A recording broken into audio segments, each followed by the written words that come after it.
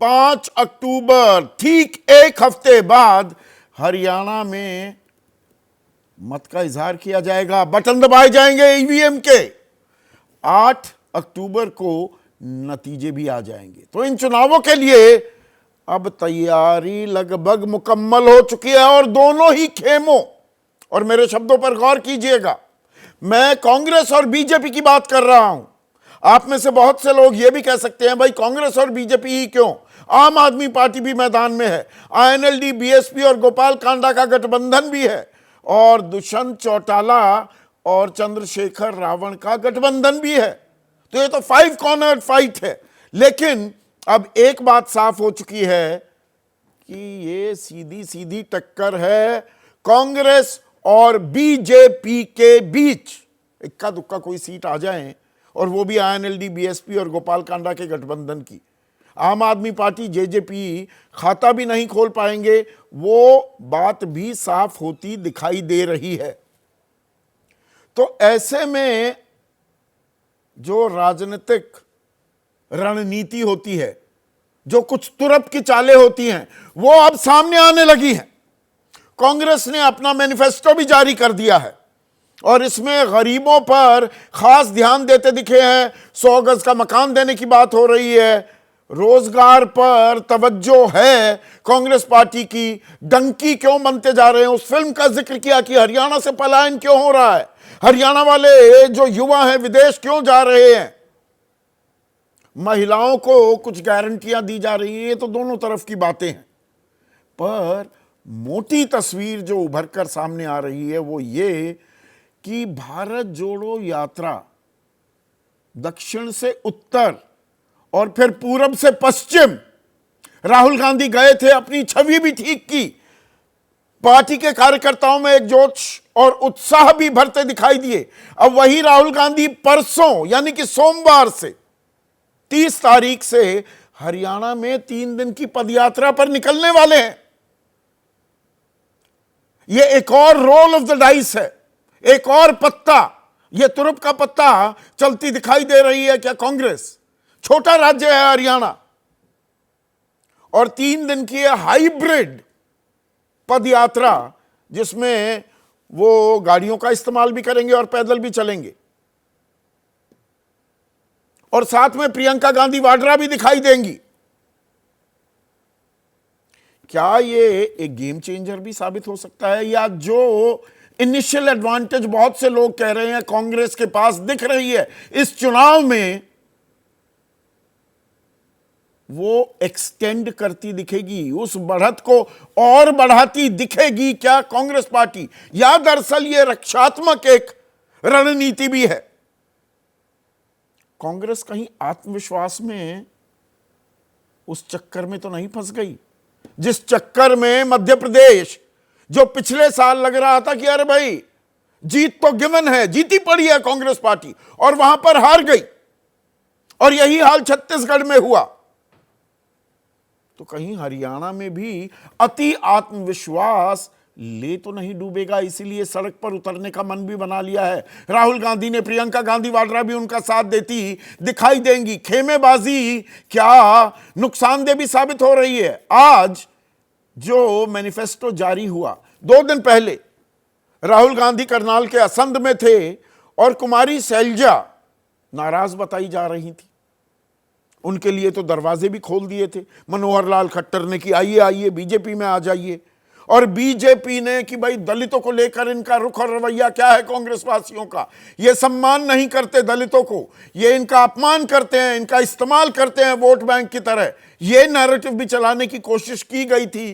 तो असंध में दाएं में राहुल के कुमारी शैलजा और बाएं में भूपेंद्र सिंह हुड्डा बैठे दिखाई दिए थे।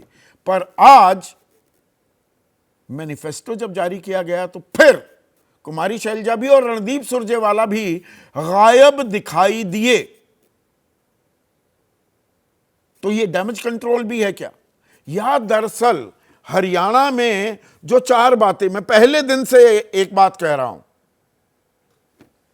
कि किसान, पहलवान, जवान और संविधान, ये 4 बड़े मुद्दे हैं, और इन्हीं के इर्द गिर्द इसमें महंगाई भी आ जाती है, इसमें महिला यौन शोषण, विनेश फोगाट की एंट्री, जुलाना से कांग्रेस ने जो उन्हें उतार दिया है, वो पहलवान में वो चीज भी चस्पा हो जाती है। बेरोजगारी में या जवानों में अग्निपथ स्कीम जो है, जो अग्निवीर, और सबसे ज्यादा तादाद में हरियाणा से फौज में लोग भर्ती होते हैं, ये सब मुद्दे जुड़ जाते हैं। तो क्या इनकी काट निकालने में बीजेपी कामयाब रही है? बीजेपी के पास एक डिसएडवांटेज है, बहुत से राज्यों में इसे अपनी ताकत भी बनाया है, बहुत सी सरकारों ने प्रो इनकम्बेंसी, ममता बनर्जी करती आई, नवीन पटनायक ने बहुत दिन किया, इस बार नहीं कर पाए, कि एक निरंतरता लोग चाहते हैं। पर 10 साल की सरकार बीजेपी की, तो कुछ बातों पर नाराजगी आने लगी और मनोहर लाल खट्टर को, जो लोकसभा चुनाव से ठीक पहले हटाया भी गया, 9 साल 118 दिन मुख्यमंत्री रहने के बाद, उसमें बीजेपी भी कहीं ना कहीं एक्सेप्ट करती दिखाई दी कि हां, एंटी इनकम्बेंसी एक प्रॉब्लम है। पर बीजेपी कांग्रेस के कुशासन और 3D का इस्तेमाल लगातार पिछले कुछ दिनों से किया जा रहा है। प्रधानमंत्री नरेंद्र मोदी ने इसमें पहल की है और साथ ही साथ सुर में सुर मिलाया है अमित शाह, गृह मंत्री हैं, बीजेपी के रणनीतिकारों। ये 3D जो हैं, वो दामाद, दलाल और डीलर। किसानों की जमीन बेच दी जी कांग्रेस ने, तो जमीन घोटालों पर ईडी की कार्रवाई चल रही है। दामाद में परिवारवाद का आरोप भी लगता है, वो हुड्डा परिवार पर भी लगता है और नेहरू गांधी परिवार पर तो है ही।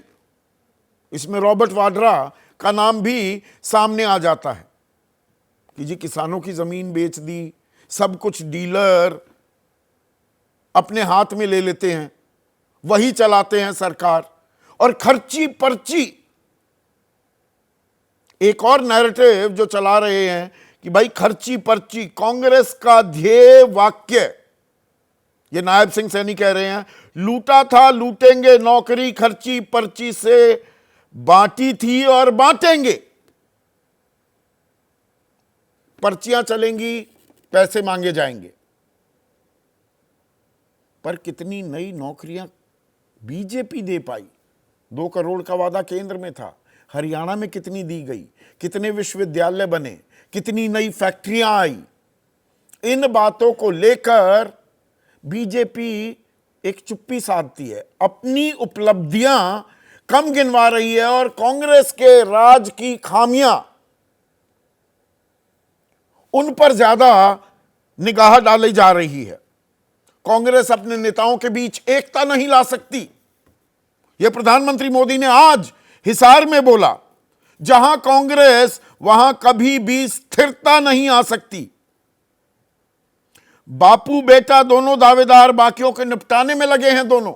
भूपेंद्र सिंह हुड्डा, दीपेंद्र हुड्डा पर भी उन्होंने निशाना साधा है। अब अनिल विज कह रहे हैं कि ये तो सब मुख्यमंत्री बनना चाहते हैं, वो खुद नहीं बनना चाहते क्या, या राव इंद्रजीत नहीं कह रहे क्या?